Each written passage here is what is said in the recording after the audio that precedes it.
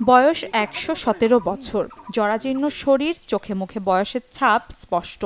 বয়সের ভারে ঠিকমতো চলাফেরা করতে পারে না, তবুও নিজের গণতান্ত্রিক অধিকার প্রয়োগ করলেন জলপাইগুড়ি জেলার ধূপগুড়ির সাকুয়াঝড়ার পূর্ব মল্লিকপাড়ার বৃদ্ধা মাঝিয়াশ্বরী রায়।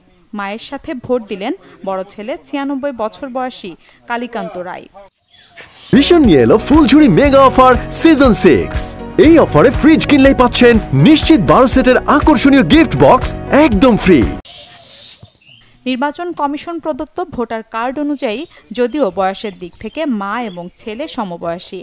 ভোট যে দেই ভাল লাগে না, ভালোই না লাগে। আমার বয়সের কথা কইতে পারি না।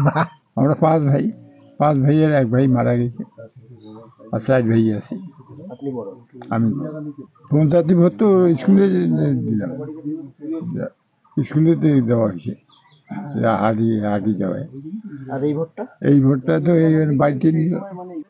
আগামী ১৯ এপ্রিল প্রথম দফায় জলপাইগুড়ি লোকসভা কেন্দ্রে ভোট। বয়স্ক নাগরিক এবং বিশেষ চাহিদা সম্পন্নদের জন্য বাড়ি বাড়ি গিয়ে ব্যালটে ভোট নেয়ার ব্যবস্থা করেছে নির্বাচন কমিশন। এর আগে তো পূর্ব মল্লিকপাড়া হাই স্কুলে যেত, তো বাড়িতে দিচ্ছে।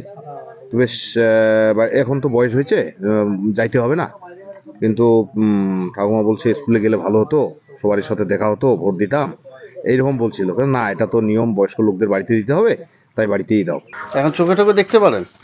ওই দেখো আমার সময় হয় কোনো ভালো ভালো দেখো, কোনো ভালো দেখাই না যায়, সিঙ্গারা দেওয়া রয়েছে, মানুষকে চিনা যায় না। এদিকে কোচবিহার জেলা প্রশাসনের হিসেবে জেলাটির প্রবীণতম ভোটার বলা হচ্ছে ১১৪ বছর বয়সী কুমুদিনী বর্মনকে। Desk report, channel 24।